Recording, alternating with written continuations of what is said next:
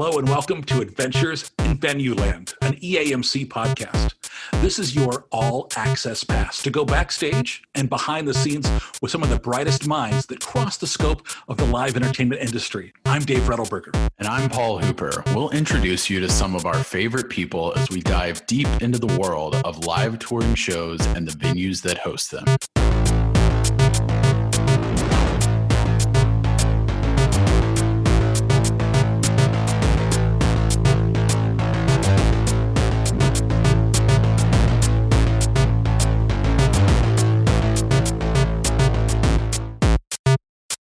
Heading out to the Pacific Northwest today to check in with a longtime EAMC friend, Rosie Selle. Good morning, Rosie. Good morning, you guys. Good morning. Good morning. First things first, tell us where you're at right now, because you've been a little bit here, a little bit there, bouncing around the country, but now you're part of something very new and exciting. Talk to us about what's happening out there. Yeah, no, I have a little bit, at least for the last couple of years, for sure. So I'm out in Seattle. I'm at Climate Pledge Arena. It's the same site where Key Arena was, which is where I was prior to my stint in the Midwest. It's at the Seattle Center campus, which was originally built in 1962 for the World's Fair. So this building that I'm at now, it's the same roof. That's the only thing that's the same.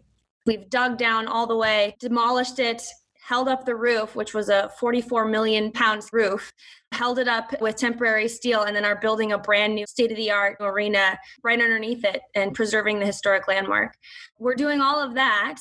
And then on top of it, we had a naming rights announcement that happened in this summer, and it was the Climate Pledge, which is an initiative by Amazon and Global Optimism. They got together and said, we want to make ourselves carbon neutral by 2040, which is 10 years earlier than the Paris Agreement.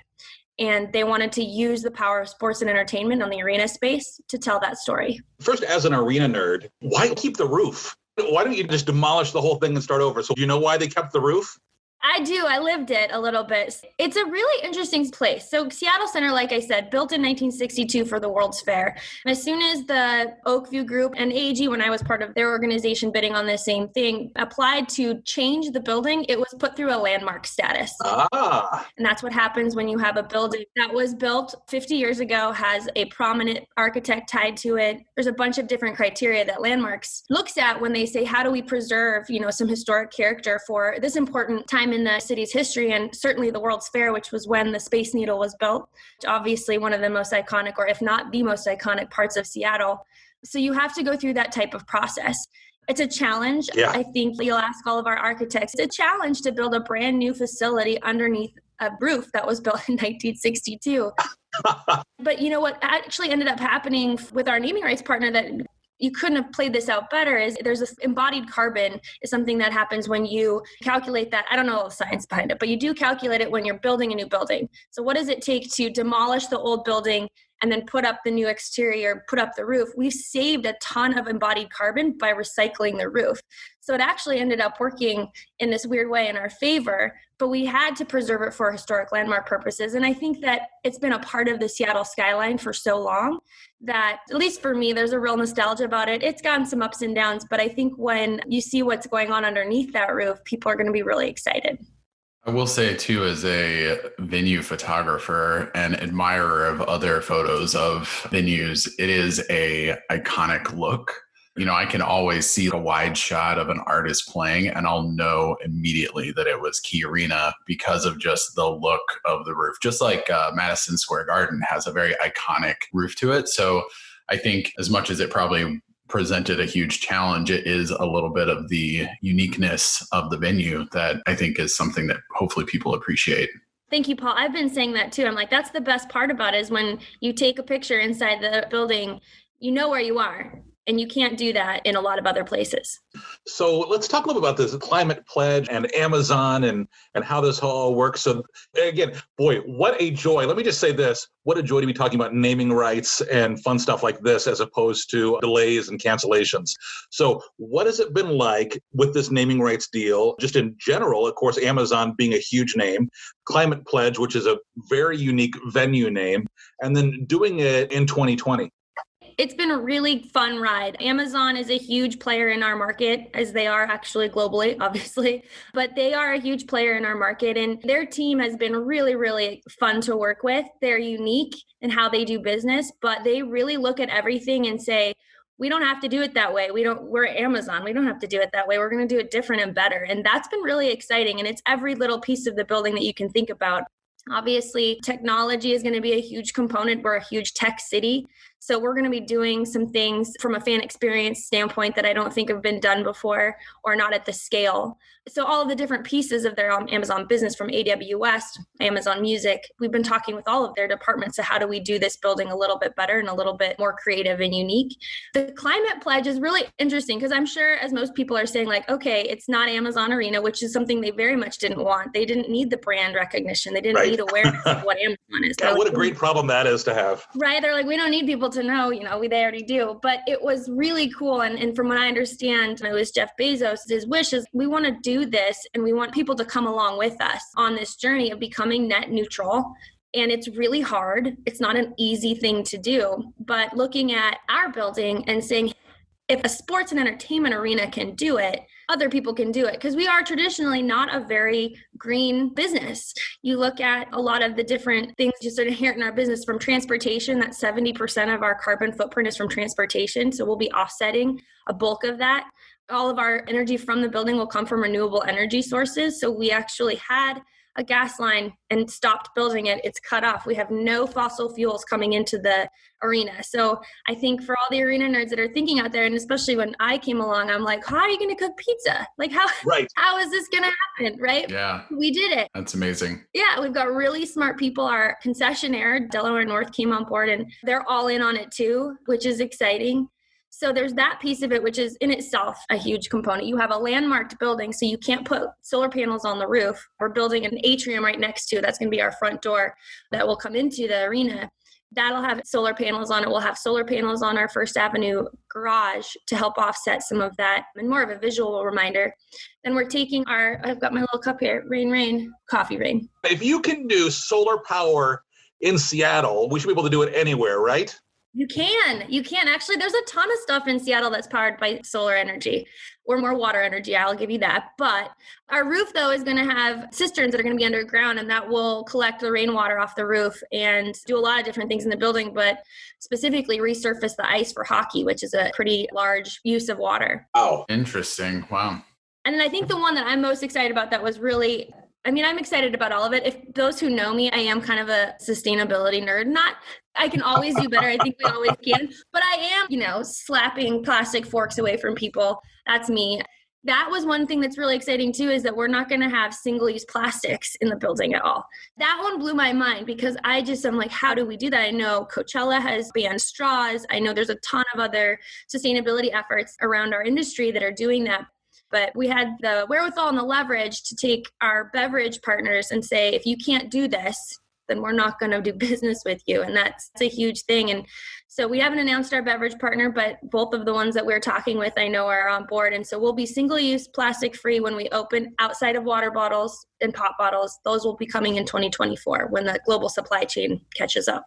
You're kind of hitting on this and something that Amazon's hoping for, but we can all look at Golden One Center in Sacramento and how green they've been. And, maybe this is hopefully a trend going forward as newer buildings open or renovate, that they can not only look at ways to sort of make the building green, but also approach just sustainability on the F&B side and embracing ways to make that better. I think there's so much room for innovation there.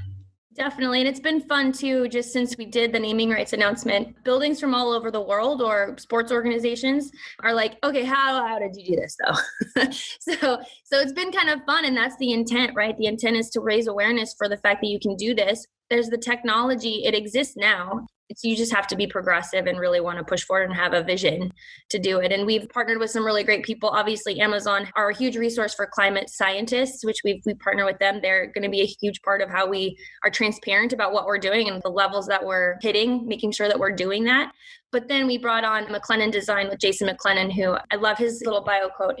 He's the Steve Jobs of sustainable green building. And he's so cool. He's so great. And he just looks at it. He's like, we can do better. We should be doing better. And here's how we can do it. And so he's been our lead designer through the process and helping us figure out how to do it.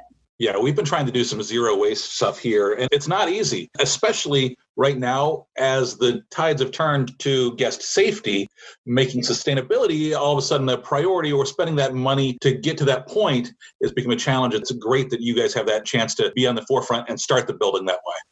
David, I think that's really what we have an advantage, is that we don't have to retrain people. The building's been closed for 2 years now and will open, fall of next year. So we're not going to have garbage cans on the concourse. You won't be able to throw anything away. And so you're not going to have to retrain people. It's just going to be how they're going to experience the arena. So I think that is an extremely big advantage, because as we all know, it's really hard to get people out of the habits that they've been in for years and years and years. And it's just those little things, and we talk about it all the time, is we just need to educate folks on how this is going to be in our building, and then it's just going to become habit, and that's what we're hoping for. Yeah, so walk me through that. What's the guest experience like with no garbage cans, and isn't the fear that everything just ends up on the ground? We're pretty lucky. Seattle's a very, very recycle and compost friendly city. I don't know the exact stats, but I know we're in the top in the country. And so there's restaurants and there's places in our city right now that don't have garbage cans. So it's not a foreign concept, but you're going to have two options. You'll see recycle, and there'll be the nice big infographic, and you'll see compost, but we're not giving people something that they won't be able to decipher. It's going to be one or the other, because there won't be single-use plastic. And I think that's where a lot of waste diversion goes awry, is that this is plastic. It can be recycled. Well, it actually can't, because it's not a certain type of plastic. So then you throw it in the recycle, and then everything has to get, pushed in anyway. But I think being able to build this up from scratch and not even introduce those things into the building at the first point will help us. That's such a great idea. It just makes perfect sense. But the most important hard-hitting question is, do you get free Amazon Prime for yourself? I was going to ask the same thing. Oh, man, I should ask them. No, I don't. But they don't need to worry, because I've been an Amazon Prime member for, I don't want to tell you how long. That's a good line. Even if it's not true, we'll stick with it. No, I have. Ask a few folks around. I thought for sure I was the one keeping them afloat. And especially now during this time, it's so easy. And in Seattle, obviously they're based here, so we get a lot of the new technologies that they roll out. We get to test them. So we had Amazon Go, Amazon Prime Now, when you could order something and it would come to you in 2 hours. We got that before it rolled out to the rest of the world. And so we just expect it now. It's like, I don't need to go anywhere. I ordered some hooks for my bathroom. This is very random. No, but they came literally, I was like thinking I'd get them in a couple of days, and then they just showed up on the door like 3 hours later. It's like, oh, all right. That's what I'm doing. Do you remember, either of you guys, Paula or Rosie, do you either remember your first Amazon order? Like that first time you ordered? I'm going to look this up. Because for me, I'll tell you, I think it was The Matrix on DVD. Right. And I was so excited. I got a free t-shirt with the deal because they wanted you to try Amazon. It goes back a few years, but I just remember my mind being blown of like, because it used to be, for us old guys, you ordered something in the mail and it was 4 to 6 weeks till it got there, which is mind blowing when you think about it now. And so I remember something coming in just a few days and it was delivered to your house and you're like, whoa, this is it was just mind blowing. It was probably like a $30 DVD and you were like, what a deal. Yes, I'm sure it was. Yes. Amazing. Only $30 for this DVD. Now you can go to a store and they'll pay you to take 20 DVDs out with you. I know. Please help us produce the inventory. Oh man, I don't know. There's like, so. Rosie, are you searching your Amazon history? I am, because now I'm curious. So 2008 was the first, but then there's archived. Yeah. Oh. So you really have been, you weren't lying. You've been an Amazon stan since the beginning. Probably, let's just say, Bezos is, I don't even know what he's worth currently, but the money you've paid to him since the very beginning, that's appreciated. You're probably a quarter of his wealth, I would say. I'm waiting for my call. Yeah. So has he been involved in this process at all with the naming rights? Been on a Zoom where he's kind of hiding in the corner there? No, unfortunately not. No, it was a really, and I think our partnerships team would tell, it was probably one of the most challenging deals, I would say, just because there's just so many pieces to it, right? And it's a really complex system. We're doing something that's not been done before. We're not just slapping up a corporate brand on top of the building. Sure. They're really thoughtful about how they want it presented, which I think is refreshing. You know, it's not like, hey, we want our name plastered everywhere physically possible and as big as possible. We've had them go through like some signage things and they're like, well, actually, let's tone this down. We want to be respectful of the neighborhood. And what? Tone it down? Yeah, I love their team. They've been great. I was not involved directly in any of the deal points, and that's probably for the best. It was one thing that was really kept tight, as people know. People, I think, in Seattle at least, had some thoughts like, oh, it's probably going to be Amazon Arena or Amazon Prime or Prime Arena, something like that. I know they'd been talking to other companies as well. But we turned it around in about a week, I want to say. Wow. From my perspective, I got the brand guide about 3 to 4 days before we launched. So I was like sweating bullets for a little bit. It's kind of fun that even if people may have predicted it was Amazon, that you are coming out with it being Climate Pledge Arena, right? It's like a little bit of a... It's a surprise. It's a surprise, right? Even if people got it right, they got it wrong, you know? They're, oh, wow, I kind of guessed Amazon, but that's something totally different. And what is this? You know, it makes it a little unique.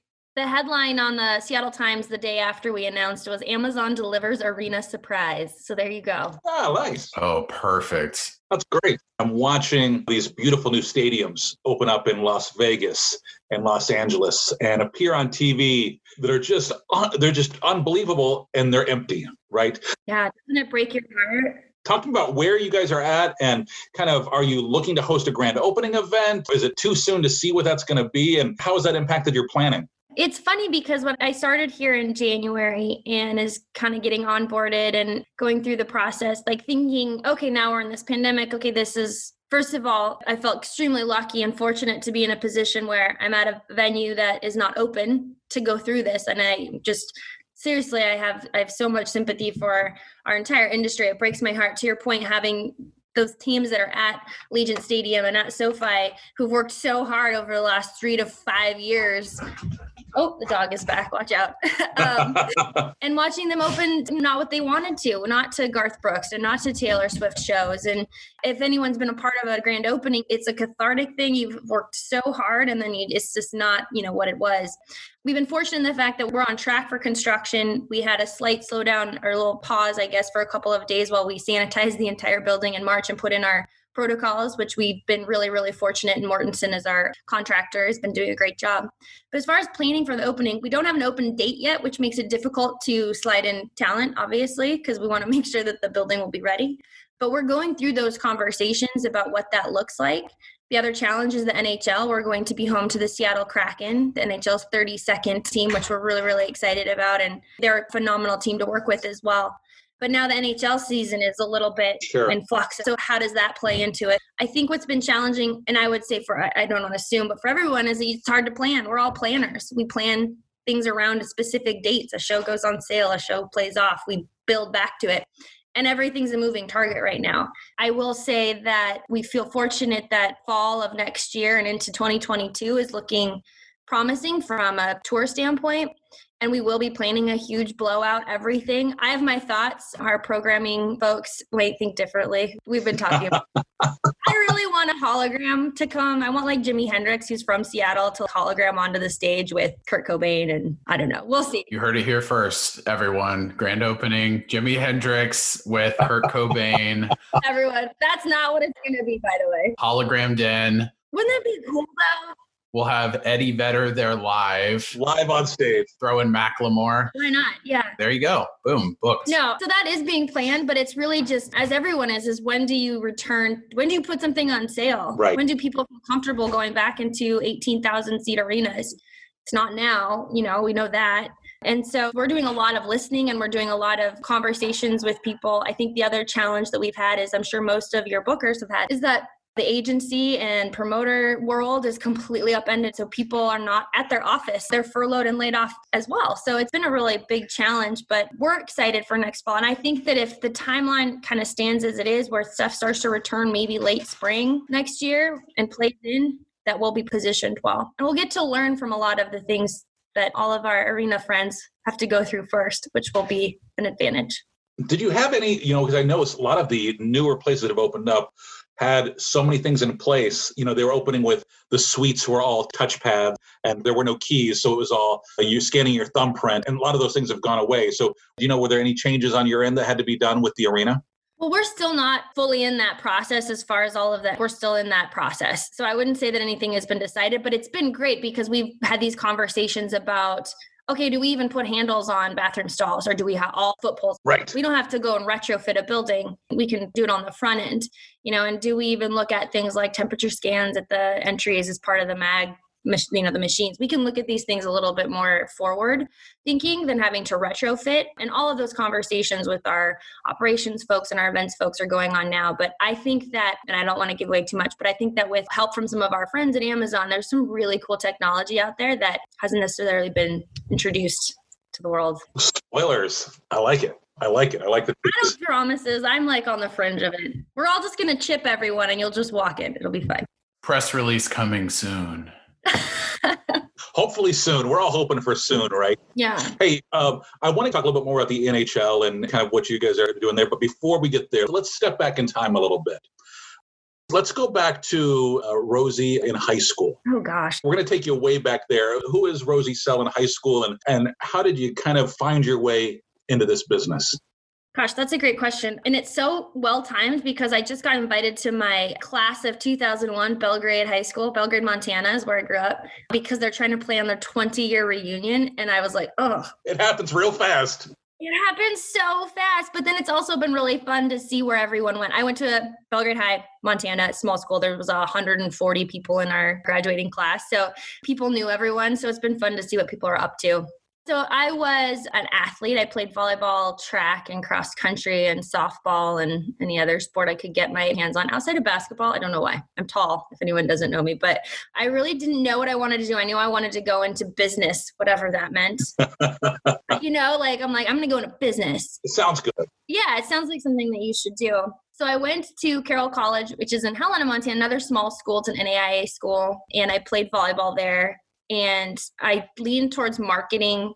Again, I was like, I'm going to do sports marketing. Again, I had no idea what that meant. You don't, right? When you're that age, you're like, I'm going to go do You think you know, but you have no idea. You have no idea. So I went and I got my bachelor's in business administration. But then we had these concentrations. So I concentrated in finance and marketing. Then I moved out to Seattle with a girlfriend of mine, my roommate, who was from here. And I was like, well, I'm going to go see the world. Montana, I love that place. It's definitely holds a special place in my heart. But I came out to Seattle and started looking for a job because I was living off my credit card with her and her mom. I was searching for sports marketing jobs. What does that even mean? I have no idea. Went through a couple of really rough interviews. I knew I didn't want to work in professional sports. I know that's a weird thing to say, I think, but I knew I didn't want to work for like the Seahawks or the Mariners. I just didn't, it wasn't my passion. I love them. I love all of watching sports. I love that, but I wanted to keep that maybe for myself. I know it's a weird thing. People are like, what? Because everyone wants to do that. Yeah, sure. I ended up needing a job at some point. And so I went and worked for a venture capital firm, taking my finance background.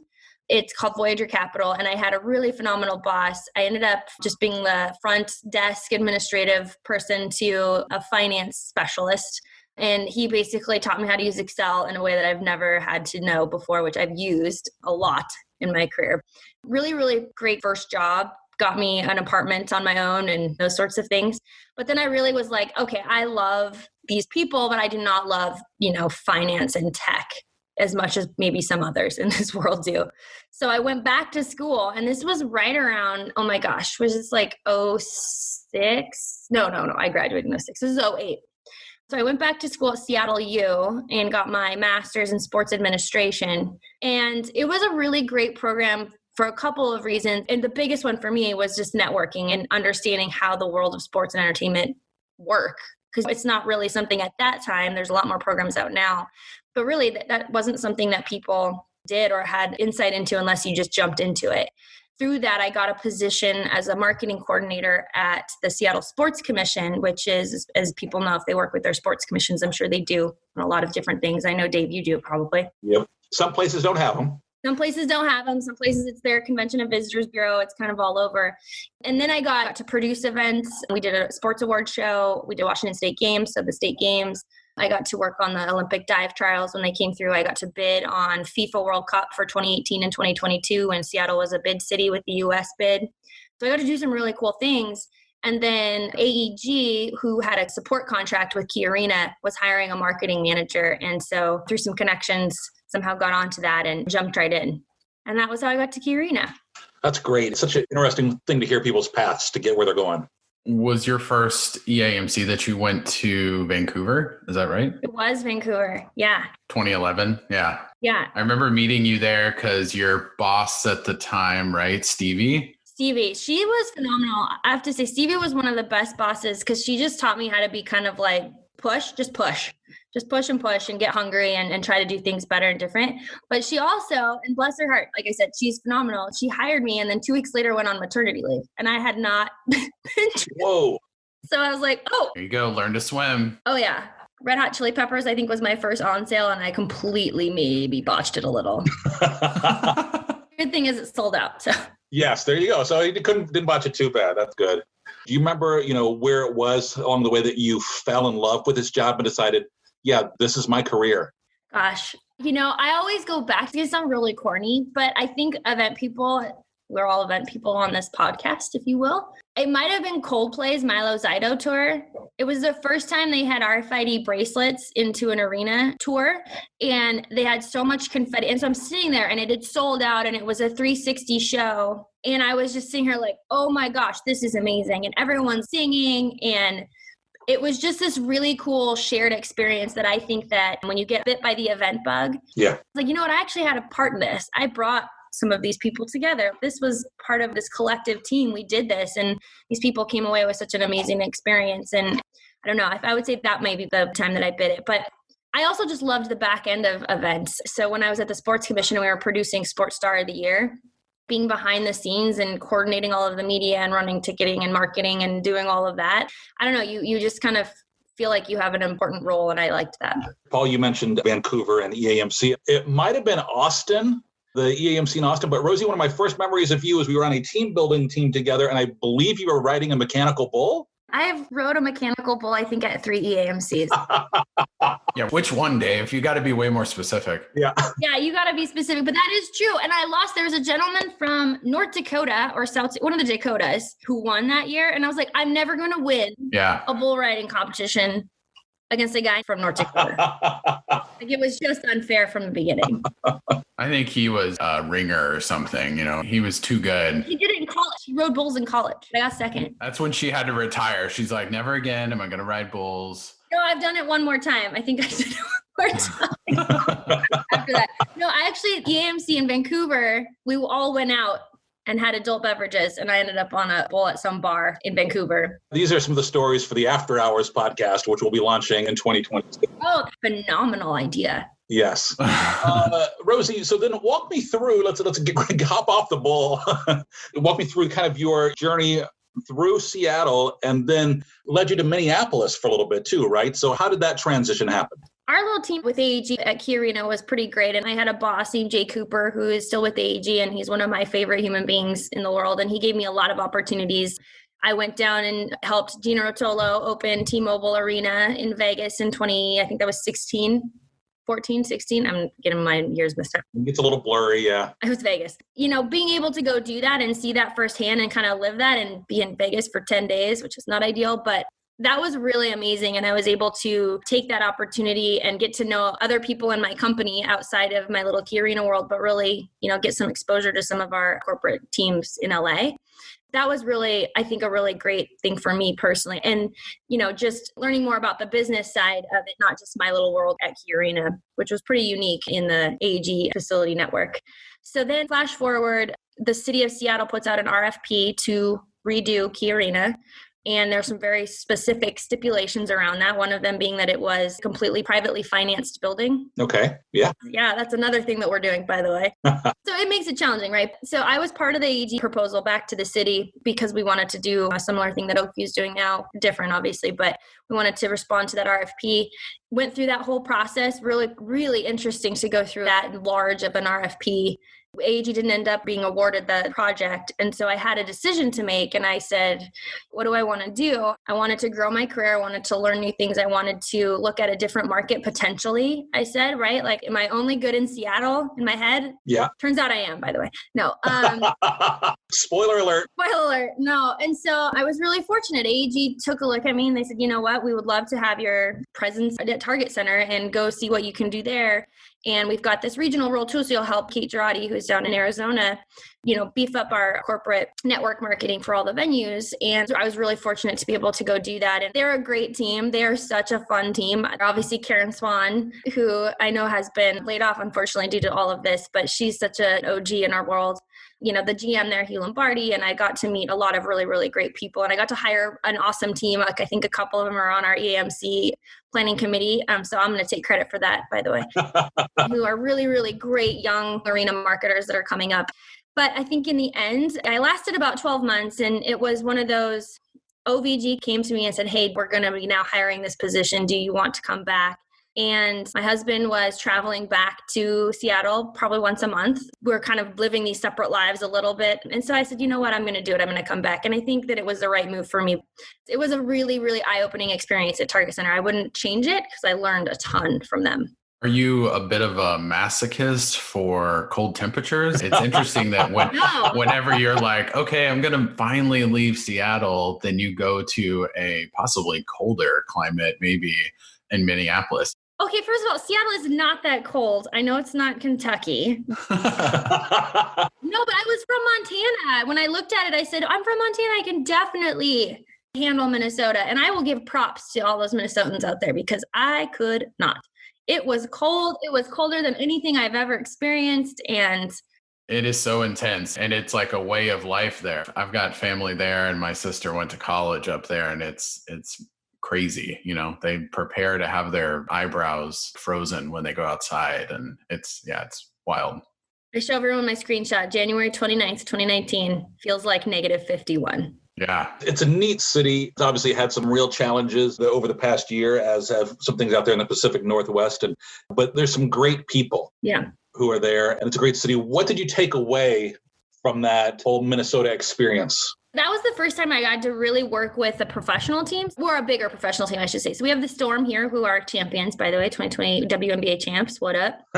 So I worked with them, but they're just the WNBA is a smaller team. So working with the Timberwolves, that was my first experience, which was great. And then I think what I also took away from it was really taking a look at all of my media relationships, because I've had them here for so long. Having to start fresh is harder than I thought it was going to be, honestly.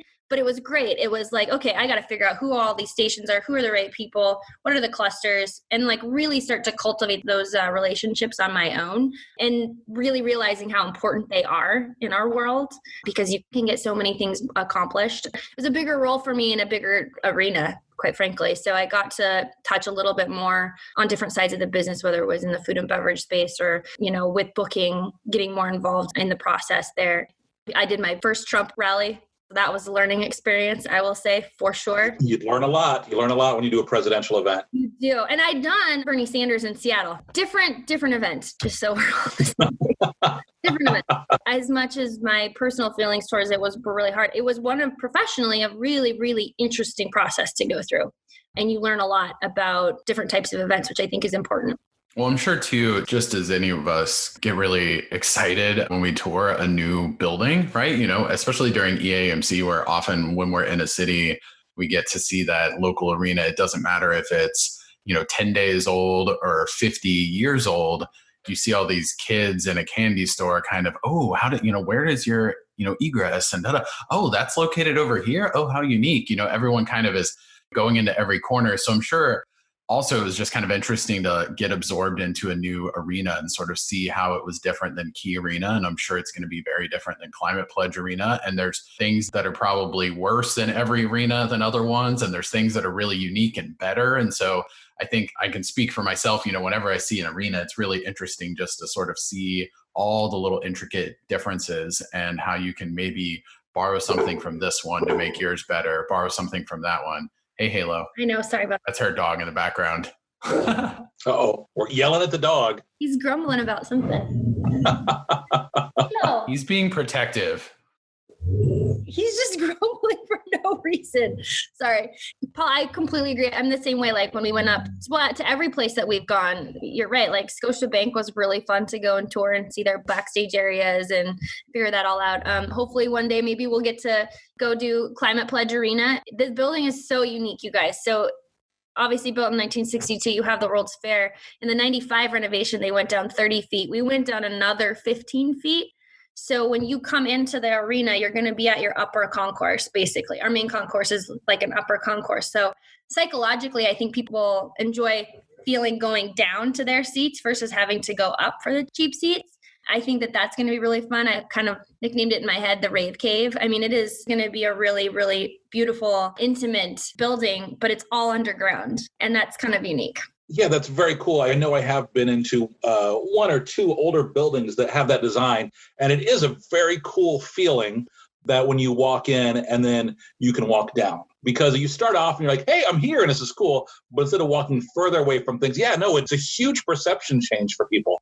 So that's pretty cool. Hey, we heard your dog barking. Yep. I heard you mention your husband. Tell me a little bit about who you're there living with and your family and kind of how you balance that home life with the work life. Yeah, that was Halo. And he's just staring outside like, I don't know, he heard something. And so he's like, hey, everyone, someone's here, but no one's here.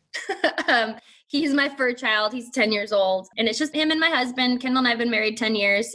We found this house that we absolutely love in Seattle when we first moved back in February. And we are right by, it's called Alki Beach. I play beach volleyball, so it's perfect for me. We just love it here. We're having a really good time. As far as like balance, I'm extremely lucky. Kendall he's a homebody. And I think he'll be okay with me saying that. He's a homebody and he has no problem saying, oh, you have to do this. I'm going to go do this other thing. And so I think we've been able to make it work because we're pretty independent people in general. And he loves to come to events. He's a huge fan of events, but he's definitely not one that needs to be in everything all the time. He's more like, oh, are we in the suite or no? But he's been really supportive, right? He just wants me to go take over the world, which is what I think is great in a partner. But he's got his own world. He works in tech. So he's got an office downstairs right now. We're cohabitating on the office level. So he's got downstairs. I've got upstairs. I'm on my teeny tiny little childhood desk that I took out of storage. He's got this huge setup. It's got 3 screens. It's fine, but it's good. So he's been really supportive. And then we have all of our family is in Montana. So we get to go back. Okay. And then I just have a really great network of friends here too. We call it our full fam, like 4 couples. I've got a couple of kids in there as well and dogs everywhere, but it's good. I find that the biggest success for surviving 2020 for couples has been having separate spaces. So if you can be on separate stories of the house, if you're that lucky that you can actually just have a little bit of separation, it's good to miss you for a little bit. Oh, we learned that one quickly because I think we're both loud talkers on Zoom. So when we first moved, we moved into an Airbnb when we were looking for a place to live. And it was just a little teeny tiny Airbnb. And so when we first had to start working from home, it was at the dining room table. It was one of those circular 4-person bistro sets. So his screen was right up against mine. And I was like, this is not going to work. We cannot do this. He's very animated when he talks and I'm very it was just, we were going to knock something over. You talked about how he wants you to take over the world, right? As a woman in this industry, obviously women are very prevalent in the marketing side of things. But as you've learned a little bit about booking and stuff, have you found any challenges there? You know what? I've actually been really fortunate. I think, especially in this organization, we take inclusiveness and diversity really, really seriously. We have goals that are set to it. And I believe the number of women in our company right now, we're at 45%. And I think we're in the 30s for leadership roles, something like that. So it's really something that we take to heart and we want to grow it every day. We look at candidates really, really closely when we want to make sure we have diverse voices. I don't know. I think that for me, just being able to stand out. And I think, actually, let me go back. I think that Stevie, I will credit Stevie for this. When I first got into this industry, because she was not taking anything. She's like, I'm good at my job. I do this. And then you're just going to respect me for this because this is what I'm doing. And having that kind of presence, I think has helped me in that regard. But I've been really fortunate. I don't think I've had some of the other challenges and that I know a lot of women have in our industry. And I think that happens when you have a really good mentor. I think that that's really important. And in Seattle, again, working for a city building, basically for a lot of times, it was also a huge piece of it. and people got opportunities based on their merit. But I would say, I think the biggest thing was having a really great mentor and helping kind of weed through some of that. For that 23-year-old who's just graduated college and is just kind of cracking into the live event marketing industry, and they're listening to this podcast, what would you tell them would be one of the importance to, succeeding in this industry? Relationships. I think we always say that, but it's so important. I've had, even since I moved back here, but a lot of people reaching out on LinkedIn, and they're like, hey, I just want to learn about you and I want to learn about how you got here. And I'm just trying to figure out what's next in my career, where I want to go and where I can take it. And I think that sometimes we're not as good as responding because we're crazy busy, but I think that that's really, really important, is starting to build those relationships and in a really natural way, because I think everyone doesn't want to feel like they're pressured into hiring this person because they had this conversation, but just being really authentic and saying, I'm just trying to learn as much as I can. And then taking on things, starting at the bottom. Like, I want to help you do this. I want to help you with your, street teaming. I want to help you with this promotion that you're doing, or have this idea, and really being able to take ownership of some things. Because I think, as we all know, and I'm somewhat curious how everyone's going to come out of this. And I think everyone maybe on this call specifically is curious, how are we going to come out of this?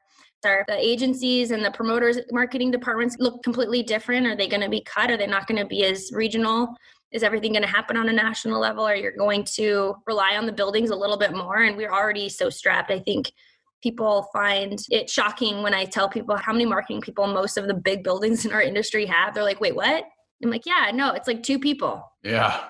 And so I think that when you come into it as a younger person, you're like, I want to learn. Let me take on a project. I'm not trying to take over the world.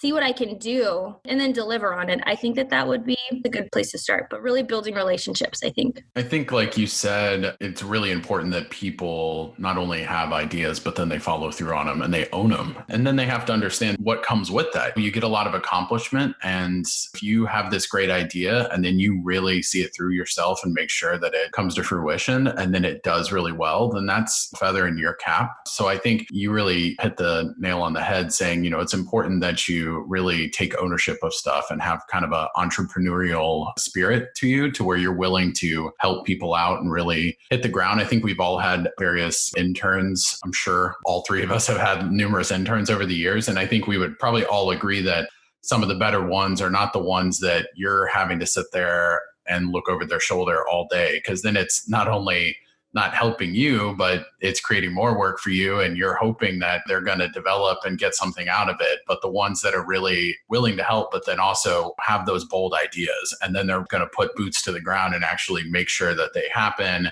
and take stuff off your plate, that gets recognized. People see those people and think, okay, I can really trust this person to follow through with something. And so I want to promote them and I want to see them advance in their career. And I think they have a lot of potential. I would echo or just add on to that. I think being curious has helped me a lot in my career, wanting to learn, okay, so I've got my little box. This is what I'm supposed to do, but how does this work? How does operations work? How does this do? How? So that way I can speak to it when I'm thinking about this crazy promotion that I want to do, and I want to put like a 40-person drum line on the whatever, and their operations people are like, why are you even talking to me about that? Whatever it is. Right. Like learning the other parts of the business and being curious and asking about it.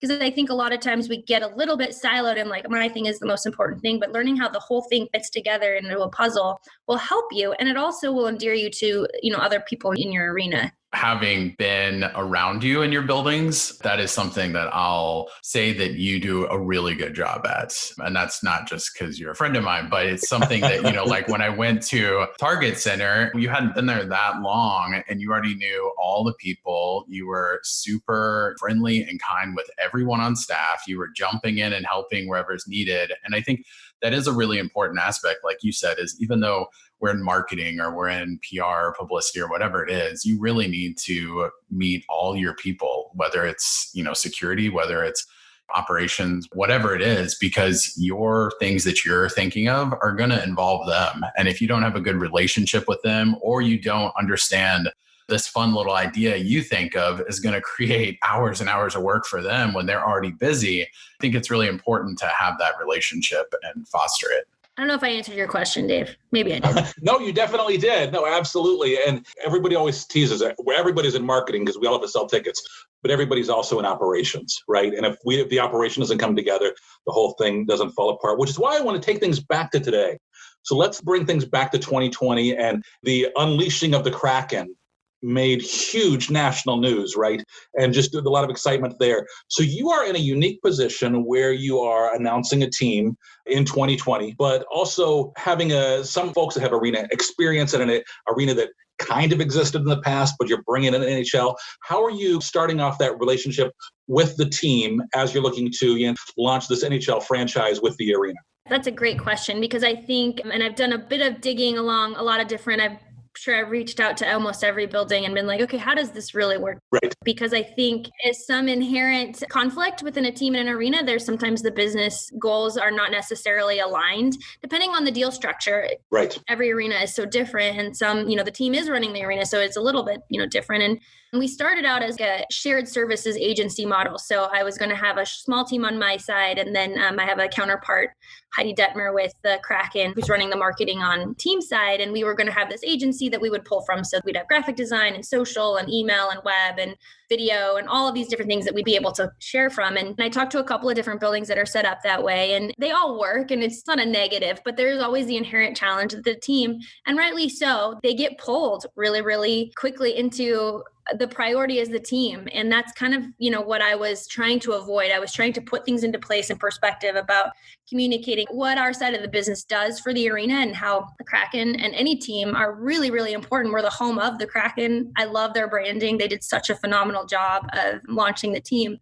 But also there's this piece of our second tenet is music, is how we talk about it. We even create a little logo, Climate Pledge Music, because that is so important to us and to the success of the building. So kind of having those conversations early on to a few sports people who they don't necessarily understand what it's like to market a show, to market a concert where you don't own the branding. Right. To be at the beck and call of a promoter who maybe doesn't understand the market, or, at least doesn't understand what's going on in the market, or the deal points of your arena. Like, I want this, this, and this. Well, I don't own that, and that, and that, but I can ask for it, right? So having kind of those conversations about the challenges of how we market arena events with her and her team, and they've been phenomenal, because the way that we've gone into the deal process for this arena is that we are very much two separate organizations, but one aligned vision. And what's successful for them is successful for us. And we're trying to set that standard now, saying, when we build in our deal for broadcast, let's make sure we keep music in mind so that I can get assets out of it, and vice versa. Can we figure out a way to really leverage all of the other 60 to 70 concerts, which is what we're planning on, those bodies that are going to be in the building? How do we leverage those for the Kraken in a really meaningful way? And so we've been really fortunate that on the front end, we're having those conversations now and building in those pieces now to say what makes us the most successful is when we work together and not when we work apart. And it's always a challenge, right? Like, the building is going to get overshadowed a little bit by the team. That's just the way it is. Yep. There's a very specific fan base for hockey, and I've got Globetrotters, and we've got WWE, and we've got Tool, and we've got, Celtic women. I don't know. We've got everything, right? So it's a different kind of audience to go after, but extremely fortunate that we've been able to set at the highest levels. This building does not work without all elements firing at the same time.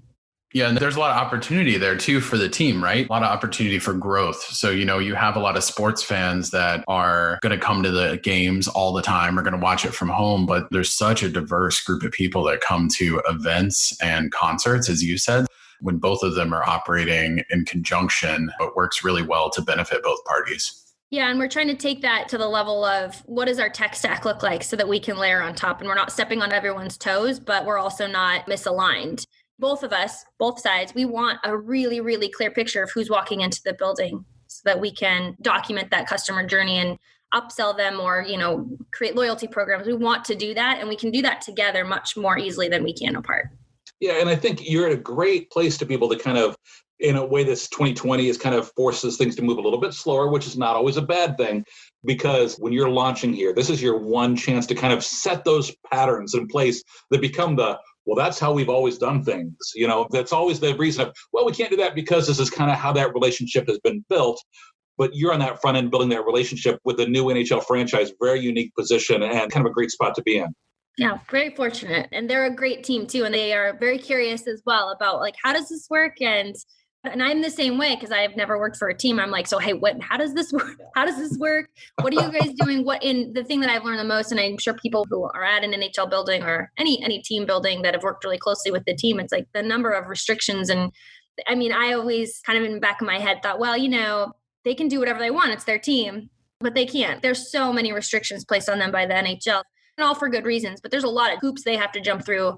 And so we kind of can commiserate on that sometimes. Absolutely. Well, Rosie, it's been awesome talking with you today and wish you the best of luck. Before we close things out, I want to do a little rapid fire here with you. I have just a few quick questions and just want you to give me your instant answer right off the top of your head. All right? Okay. Here we go. First concert. Local. Favorite concert. Sting and Paul Simon. Nicest musician you've ever met.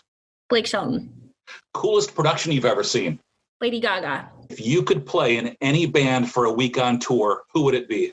This is going to sound really dorky, but The Neighborhood. Yeah. No one really knows who they are, but I love them. Your favorite social platform? Instagram, for sure. If you went on tour, what would your name be? Oh, I'm not cool enough to go on tour, you guys. I don't know. I haven't thought about that. I don't know if I have an answer. You don't have a DJ? I don't have a band name. That's horrible. I love the hashtag that I've started myself that the team's like, don't do that. But I'm like, I love it. It's Beast from the Deep. I'll go with that one. Beast from the Deep. I like that one. I like Rave Cave too. I like that one too. Rave Cave. Rave Cave. Oh, that's a great one. Rave Cave. There you go. Hey, if people want to follow you on social, they want to find you, or if they want to follow the new venue, point everybody where to check them out. So Climate Arena on Twitter, because we are too long for full Climate Pledge Arena, unfortunately, for the arena, and climatepledgearena.com. I'm on LinkedIn I believe I'm under Rosie Selle. Actually, it's a really great question. I'm not sure if I know that. And then I'm on Twitter as Rosie Lou 4. On LinkedIn, the Selle, it's SELLE, right? Correct. Paul Hooper, anything there to add? No, I mean, thanks for coming on. I'm excited for you. Yeah, I feel like you all are really innovating a lot there, which is really cool. As you said, I mean, you're really fortunate in being able to start from the ground up on so much with both the partnership with the NHL, but also with innovations on the green side. And it kind of aligns in a good spot where you're not having events because you're working on opening the building, but there's not really events going on. So you're able to put that out of your mind almost for a bit. Yeah, I think it's such an exciting opportunity. No, thank you. I can't wait to maybe, have you guys come tour the Rave Cave. No, we're going to use hashtag Greenhouse. That's what I'm also trying to get trending. EAMC 2027. Let's call it now. There you go. Yeah. I'll put you guys down for that one. Hey, thank you again, Rosie. And thanks to everyone for listening to Adventures in Venueland. Remember, you can subscribe and find more episodes wherever you listen to your favorite podcasts. We'd love your 5-star reviews so you can help others find us. And until the next adventure, I'm Dave Rettelberger. And I'm Paul Hooper. Thanks for listening, everyone.